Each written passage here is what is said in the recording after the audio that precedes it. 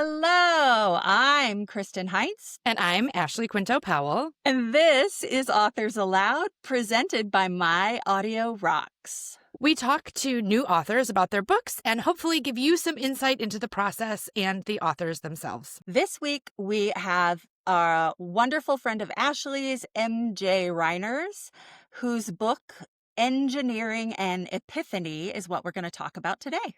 MJ, I'm so excited to have you here. MJ is a personal friend and someone that I consider to be absolutely brilliant. I'm so excited to talk about your book. Thank you, Ashley. I'm so grateful to be here with you. And Kristin, thank you so much. This is really exciting. Oh, yay, I'm glad you're here too. Tell us where you're joining us from today. I live in Madison, Wisconsin. All right. And do you have a window near you? Because we want to know what's outside the window. I face the street with a big, beautiful tree that I love to look at throughout the year. Lots of change. So my office faces a big, beautiful tree outside. Yes. Do you know what kind of tree? I'm curious. It's an oak tree. Oh, okay. Lovely. I love it. Tell me, what is something that your bio doesn't tell us about you? Oh my gosh. I am a person, I love discovery. And so one of my favorite forms of discovery is travel. So I love to Oh, travel and go to new places and I take logs and notes of special restaurants and special fun events. And then I love to share those discoveries. So I think that all bleeds over into my spirit of why I write the book and what I do with the book as well. But I love travel. well, I need to know two things about that. Where has been so far your favorite place to travel? Mm-hmm. And Banff in Canada. really? Mm-hmm. Yeah. Well, now I need to know why. There's something going on there. It's just so spectacular, so refreshing. The energy there is just so uplifting, and the air is just so crisp, and it's just a stunning beauty, just really, really stunning beauty. I would go back every year if I could. Yeah. All of the things I thought you were going to say, it was not Banff, Canada. What do you think I was going to say? I don't know. I had That money just on doesn't. Milan, for sure. So where are you going next? Do you know? Yeah, I do. I have a trip in October. I'm going to all new cities in Europe, some in Switzerland, Austria, Germany, and Czech Republic. Wow. Amazing. Exciting. Yeah. Fun, fun, fun. MJ, give us the movie trailer version of your book. Movie trailer version. So, like why I wrote it? Is that kind of what you're thinking? Tell us what it's about. Give us the Like the nutshell. The Yeah. nutshell. So, I have, for over 25 years, I've been a business transformation consultant and leading large scale projects. And in working with clients, I started to notice that so often they would repeat the same mistakes as organizations that had gone ahead of them. And it really, honestly, it just frustrated the heck out of me. Mm. I do not like to see people suffering. I just don't. And Yeah. there's better ways. And at the same time, I was studying the world of energy and I was literally obsessed with it. And I have the blessing of learning from many wonderful masters of around the world. But I was practicing and taking classes and keeping this all a secret to myself. My family knew about it and I had some practice with some friends, but I never brought it out into a business context. And this is the better way that I have found, and it's learning the laws of energy and how to work with them. They're natural laws that most of us just don't know about. But Hmm. when we start to work with them, life becomes easier. Business becomes way easier. And so that's the better way. And I distilled it into this book that talks about the 7 forces for change for business transformation. And when you get upstream of the physical work, that effort is significantly less. So that's why I wrote it, and I've had great success with it. And I love hearing people's discoveries of when they're playing around with these different energies, what happens in their own organizations. Interesting. That's really fascinating. So who do you think is going to feel the most connected to your book when they read it, or the most seen, or like, oh, this person gets me, or is Mhm. exactly what I need? Yeah. Well, that's such a great question. I think it's, somewhat of a cerebral concept when I talk about energy. So I do very focused intention when I wrote the book. And then when I talk about the book, I try to tell stories because Mm, that's what resonates with people of course. because energy is cerebral until you experience it. So I set up my workshops and my one-on-ones that I do, healing sessions that I do so that people can experience it because then those ahas go off. But I did have a really, really good friend that I worked with as a consultant in business transformation. And she and I were able to work on some projects together way back, like 2008, 2009, 2010. And she read my book and she called me up afterwards and she was just screaming. She's like, "This is it. You have nailed it. You have cracked the code." And I'm like, "Will you please put that on your Amazon review?" And she did. So I was super, super grateful. So I think people also in the field who've done this work and who realize the physical challenges, constraints, the mindset, we can do all of the Yeah. great things, but if there's mindset, uh, limiting beliefs, that's going to block all the effort and all of the Mm. uh, forward momentum. So when you get upstream and you rethink a few things and you set a new path, design the energy first. That's what I'm all about. And it doesn't have to take weeks and months on end, depending on the size of the organization. If it's a really, multi-million, billion-dollar company, yes, it might take a few weeks or so to plan this work out. But when you design the energy and all of that physical effort that you utilize in a project management methodology, in a change management methodology, is going to smooth forward with much, much, much less friction and resistance. And it saves you from a lot of do-overs and repeats. It saves a lot of money. Hmm. That's so That is, compelling. it I is. have so many friends who know what book that they would write, and there is a book within them, but most people have not written a book. It's a big deal. MJ, what was the spark? What was the moment that made you say, okay, this is it, we're writing the book? So I'll answer that in two parts. So I've known for like 20 years, actually, I wanted to write a book. So you're absolutely right. And so I kept notebook after notebook and lessons learned. And this is what I tried and this is what worked, et cetera, et cetera. And so I had this massive amount of, notebooks laying around, very, very disorganized. And then I met a woman here in Madison in 2011. Her name is Mary Helen Conway. And she is a lifelong librarian. And during the pandemic, she changed her business to be more focused on authors who wanted to become best-selling authors. And Interesting. so she has a whole methodology and she understands the process. Instantly when I met her, something went off, Ashley. Just instantly it Mm. was like, okay, I Yeah. can do now. And I met her, and within a year, I had a book, and a few months after that, it was published, and it did become an Amazon bestseller. It was amazing, and I'm so grateful for that. And I am contemplating writing my second one with her now. So, Well, that's awesome. That's such a great feeling when you have that moment of, "This is it." well, Yeah. she You know what I knew how to mean? do it, and she had done it with so, so many people. When I met her, I think she had 8 people who became best-selling authors, and now she's in the 20s, 30s, 40s. So she's got a repeatable process, and That's it's so nice. funny. It's because she's this lifelong librarian. She knows all of the codes. She knows. She Yeah. knows. What, and she's. People have written books across all types of genres. I mean, there's fiction, nonfiction, all the different industries. It just whoever has a passion for writing a book, she knows how to pull that out. She's excellent. She That's amazing. she's sort of a Madison institution. I've met her on Have several you? occasions. Yeah, Mhm. she's Yeah. really neat. I'm delighted Yeah, that you she's worked something with else. her. Yes, I did. Yeah. So, while you were writing this book, was there a moment where you thought, "Oh, I didn't know that I thought that," Mhm. or "I didn't know that I felt that way"? Well, I've had that since I wrote the book. Okay, Um, okay. and to answer your question in slightly a different way, I was very disorganized in all of my notebooks. So if I went back 20 years, I would like have some sort of methodology versus everything all around. And I found that I'd be like, oh, I know I have that somewhere and I can't remember where I put it. And so then I would just start typing and writing and somehow it did come back to me. So it Mm. was in the brain, even though I couldn't find it physically in the notes. So that happened to me many, many times where it did just appear. I also I spent, it was 2023. I spent the entire year only focused on that. I moved away from client work during that year And I'm not making this up. I was very quiet, very, very quiet, and I practiced a lot of stillness. And my brain was on fire in the middle of at night when I'm sleeping. And I was getting these downloads of ideas over and over again, and I couldn't go back to sleep. So I had to keep notebooks next to my bed.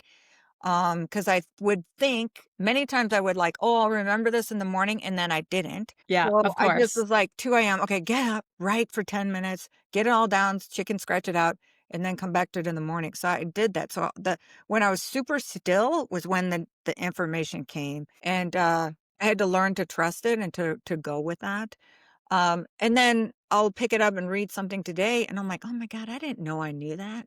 Mm, So it's kinda the other way around. You forget what you wrote, and then you come back to, so yes. some things have proven out to me even more so since I did write it. I wrote a sentence or whatever, and then something else builds on it in real life. So, yeah, so it happens both ways, where I couldn't remember what I had out there, Yeah. and then learning something new based on what I wrote. I get that sometimes with as a lifelong actor, I get that sometimes with, humor. Mhm. Like, I'll read an old conversation that I was having with somebody or see something that I wrote, and I'm like, "Oh my god, I forgot that I was that funny."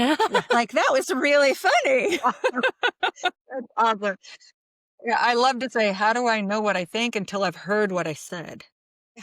That's External really good. processors till the end of the world. My husband, I say that to him all the time. I can't know what I think until I say it out loud. Exactly, exactly. External processors, Yeah, here we yeah. are. Yep. So, was there anything in the writing process that shifted how you see yourself and your work? Oh, excellent, excellent questions. Also, during this time, I was working with a career-long educator who is a professional educator, and she was my editor. And the hardest part of the whole thing was not the writing process, it was the editing process. Mm, The actual writing for me, it took me full-time 6 months. It just flowed. I was getting downloads, I would write, and I've had pretty decent writing skills, but I was working with, this lifelong educator who had no experience or knowledge of my content, and what she would tell me every single time, she's like, "MJ, I have no idea what you're talking about." And so I was like, "Ah." So it was the editing that was the most challenging because I had to peel it Mm, back. I used the analogy of an onion, right? You have to peel it back, and what makes sense, and how can I use more analogies, and yeah. how can I use more stories? How can I make it more sticky? How can I make it more real to people? And in working with her, we wound up with a good product, a good book that people it is digestible and it is mm, actionable and it does have those insights and those reflection exercises in there as well. So I was really grateful to have her, but that was the most difficult part was I knew it, but I wasn't communicating it in a way that somebody who was new to this kind of right. knowledge or Yeah. information Right. rather would be able to use it. And so what good is it? You can write, all kind of glorious novels, but if people can't use it, what good is it? So Yeah, that's actually really good insight from someone, from an editor to have mhm. somebody Yeah. outside the process. Right, right. So, I'm assuming you had, like, a launch party or something similar. Um, in that process when you were launching, pre-launch and launch and all of that stuff that's going on, was there any feedback from one of your readers that really stopped you in your tracks? Oh, wow. You're writing it and you know it's good, but you don't know what other people are going to think. And so you have to really, really overcome all of that self-doubt and, the imposter syndrome and all those things. And I just kept forging ahead, forging ahead. And then Mary Helen, a month or 2 out, she's like, "Okay, now it's time to go get testimonials." And I'm like, "Oh, okay." So I sent the book out to like 20, 30 really, really good friends. And I did get some great testimonials. And that was just so, so validating to me because Yeah. they were saying I was hitting the mark and this was good. And one of my colleagues, I got the book right here, but he talked Yeah, about show us the book, all actually. right. We'd love to see it. It's called Engineering and Engineering Epiphany. Yeah. Epiphany, that's great. And I worked with the CEO of a really, really large hospital chain. I worked with him for years, and he's like, this book is a game changer for both personal and professional growth. I only wish I had access to her wisdom earlier in my career." So that was, really, really touching that Yeah. I am onto something. I am onto Yeah. something that is gonna help, people and to help businesses. So that was super, super helpful. And that pushed me over the line. There's another story I'd love to tell you about what happened at that launch party the few days Sure. before, if you've got the Of course. Tell us. so this was interesting because Mary Helen has her whole process and dates, and when do we submit the book to Amazon? This is self-published on Amazon, their Amazon publishing platform. KDP. Yep.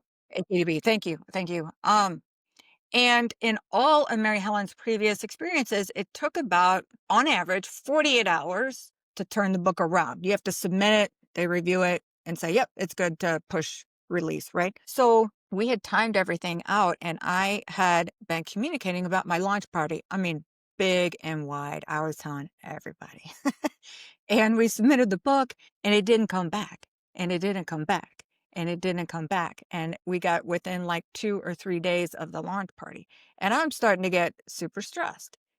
And I had a big crash moment. And I remember a good friend of mine took me to a Badger football game on a Saturday. And I remember watching and just something about that football, watching that game. And either team can be on the 10-yard line and it may not look good, but they don't quit on the 10-yard line. Right. Oh, yeah. They forge ahead. They keep going, keep going, Yeah. keep going.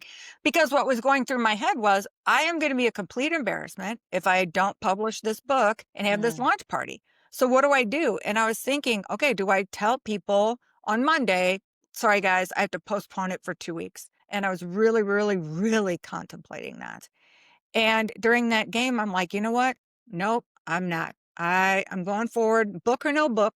I'm having my party and I'm telling everybody to still come. so Yeah. and so I had to make that decision in that moment. And why I share this is because that's how energy works. I could have shrunk. I Hmm. could have pulled back and shortened and pulled back my energy, and maybe the book would have shown up, maybe it wouldn't have. But I decided not to shrink. I put pedal to the metal. I kept on telling everybody, please show up. The party's on Thursday. I'm going for bestseller status, and you have only 24 hours to get that. Mm. And so I stepped on the gas with my energy. And literally within hours of that game, the book came back from Amazon. And what we Wow. learned, here's what the crazy thing was. It was the day that we submitted it was the first day that KDP implemented an AI module to detect if your book had been, any portion of it was AI generated. Now that's Mm. fine if it is, but they put something like, this has AI generated content in it. They were doing something to do that. So it took literally 2.5 weeks for them to run through this new algorithm that Mary Helen didn't know about. I didn't know about. Yeah. Ah, wow. Luckily, we got the book back in time. Yay. We had the launch party. I did go bestseller within 24 hours. So it all worked out in the end. But MJ, that's that amazing. that was an Yeah. interesting experience for me. And Mary Helen was like, you got to tell that story to people. Okay. Yeah. It's a So good example. we want to know about one of the things you talk about in your book, that transformation formula. Hmm. Hmm. What are the benefits in using this? Tell us a little about it. Tell us what the benefits are. So when we do our work physically, what is happening is, one of the biggest problems today is corporate burnout, and organizations have this change fatigue. And when you get up into your energy and you work with the different seven forces and you pull in mind, emotion, and action energies, and you literally are coming up with like an architectural plan. That's why I use the word engineering, is that you're going to design and build these energies for you to take action on later. And so what this does is it gives organizations massive leverage. Corporations talk about, capital is a force multiplier and utilizing labor is a force multiplier. Well, so is energy. Energy is a force multiplier. A small amount can help you move through action with greater ease, shorten your timelines, reduce, because you're minimizing mistakes and avoiding mistakes from the get-go, you're going to have less cost. So it really allows them to take less physical action and still get the results that they want. And Mm. so what I tell people all the time is, by doing this work up front, you're really, really going to minimize burnout and reduce that energetic friction so you can create what you want to create. Mm. Wow. That's really interesting. Yeah. I love it. Well, I've had the benefit of working with MJ energetically. I've had, as some people know, I've had some really major energy issues over the last 4 or 5 years, and man, I have tried literally everything. And I was so excited to work with MJ. Um, pretty recently, actually. Um, and MJ did an energy healing session with me. And, there are all sorts of things that we try to do. The the thing I don't want to hear is, Ashley, you try to do too much. MJ never told me that. MJ just Mm. made room for it and said, great, let's get you prepared for it. It was really an incredible experience. Well, that's Hmm. great. I love that. I really, really love hearing that it is not about telling a person what their limits are, but how do we find the energy to do what you're doing, right? That's Yeah. great. It's expansion because energy is, um, well, each individual, it's not, I don't want to say limitless as an individual, but it's constantly able to be expanded and to take Hmm. Mhm. on what we do want to do and be able to do it in a way that is freeing, not exhausting. I've been doing these practices for over 25 years. I worked in a high stress pressure cooker like corporate environment. We did amazing things week after week after week, and if I were not practicing these energetic practices and a particular meditation that goes with it, I wouldn't have survived. Mm. I also was raising a family, 2 kids. My husband was holding on the fort at the home, but I was traveling every week. That's tough. Mm. And if I didn't have this type of rejuvenating practice, I would not have survived. Because what people may not be aware of is your your energy body is a battery. And I talk a lot about an analogy of your car. So if your car is out of gas and you put it in the garage and just let it rest, it's not going to be able to go until you refuel it. Mm. And so we need to refuel our bodies not only with rest, but rest is very important, but also with life force. And my specialty in energy healing is pranic healing. And the word prana is the Sanskrit word for life force. And so we get Mm. life force from three sources: the sun, the air, and the earth. And, so the more we spend time in nature, we are getting more life force into our energy systems. The more we, you know, sunshine, going to the beach, all of those things, that's where we get replenished. So rest is important, but so is life force. So when you combine those two strategies together, or those two fuel sources together, that's where you're going to feel reinvigorated and able to recover faster so you can do the things you want to do in life. I'm super curious about something as you're talking about this because I'm a person that struggles with uh I have several autoimmune diseases because they tend to come in groups of 3, right? That's how Is they that like to true, show. Kristen? Yes, yes. That's unbelievable. You Yeah. poor I thing. if you have 1, you tend to at least get 3. Hmm. And the first one I got was psoriasis, that's autoimmune. And then I got psoriatic arthritis, which is pretty common. And then I found out, it took years to figure it out, that I had Crohn's, right? And, I am well medicated for the most part. I still struggle with things, but what I'm interested in is when you do this kind of work, do you find for people like me who have limited capacity in some ways that the energy, like, do they need to refill more often? Do they need to, like, have you seen anything along those lines with people who struggle literally with their physical body? Well, I think a good tenet that I learned from a physician who also does pranic healing with me is he says the rate of healing must exceed the rate of deterioration in the physical body. Mm, So if you have a headache and you only hit it for an hour, a minute or two of healing might just knock that out. You'll be fine. But mm. if you have something that is more long term, or something since you had through childhood, it's going to take more healing, more effort, more healing sessions, those types of things. I don't want to say physical effort, but the healing sessions. So I started pranic healing in 2001, and I was able to learn from the founder. Uh, they refer to him as the modern founder of pranic healing because these are ancient practices. They are ancient, they are not new. And his life mission was to prove the question. He had this central question that he lived his life by, was that we know that the human body can heal itself. So Sure. what is it that prevents it from healing?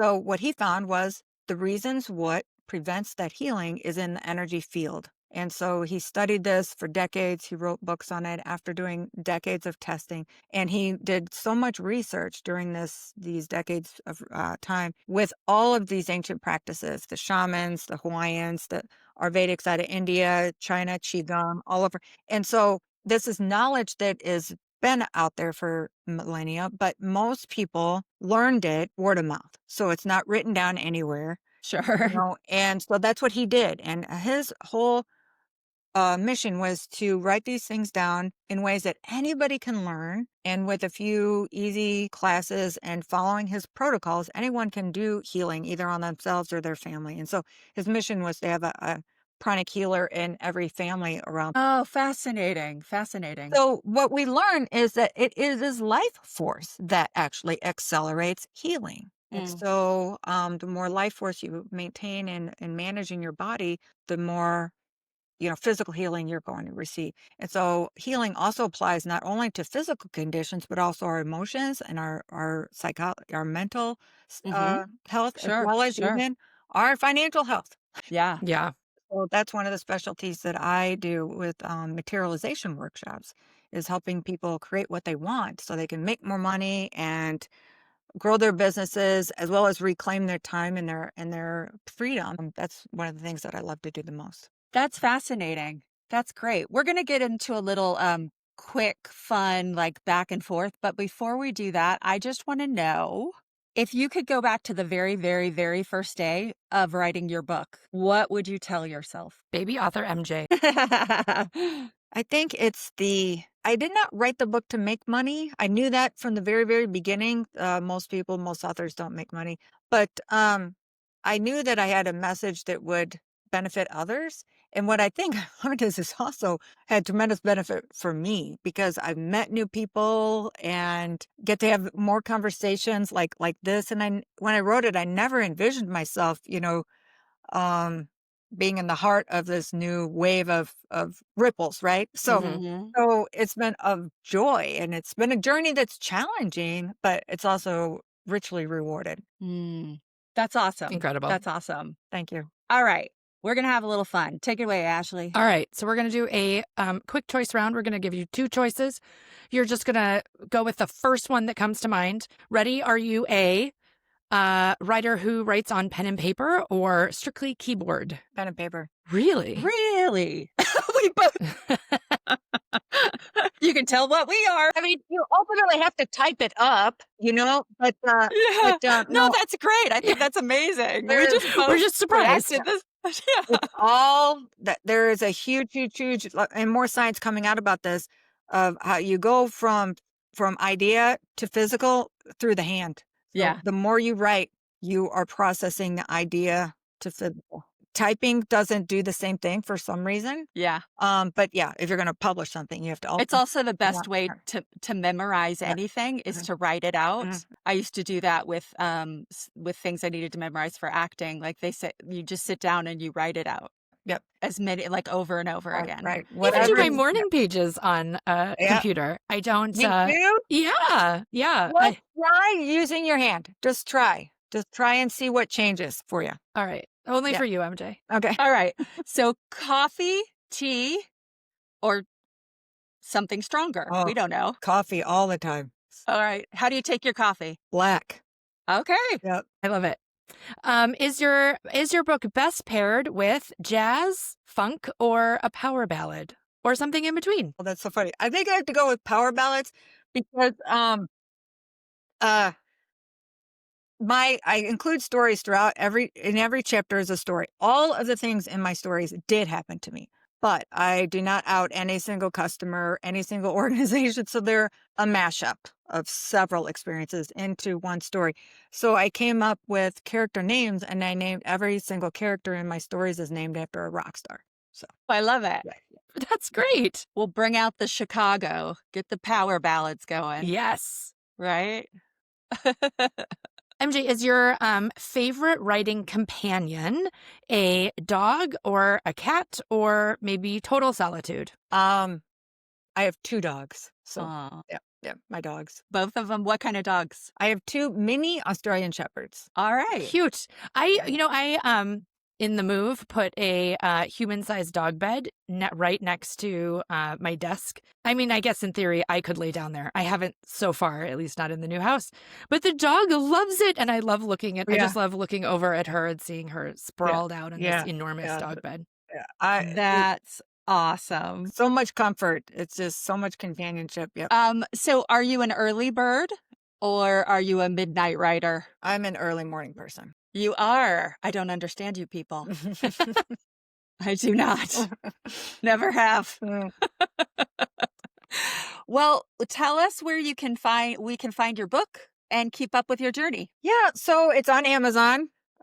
You just, find Engineering and Epiphany. And Great.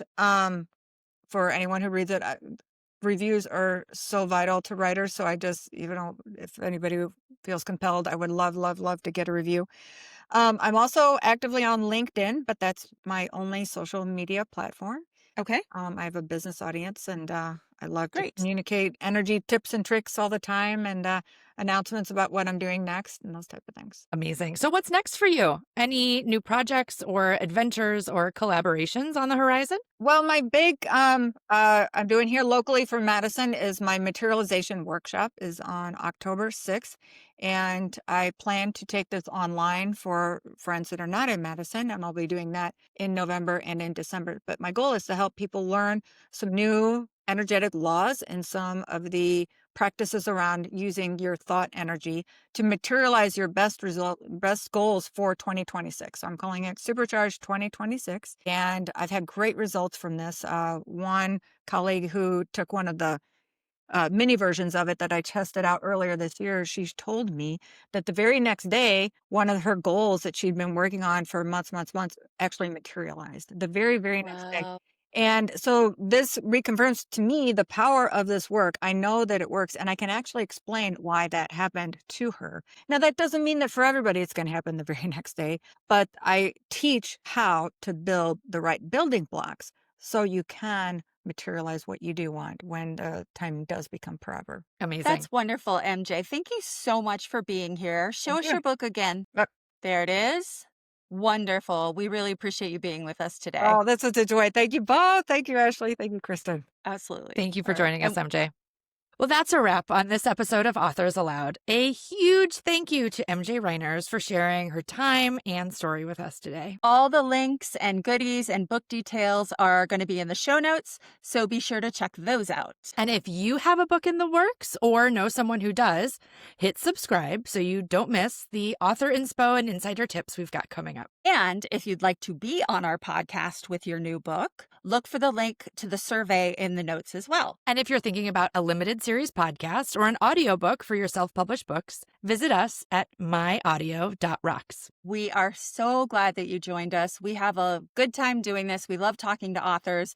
So keep telling stories and chasing all of those dreams. Bye. Bye.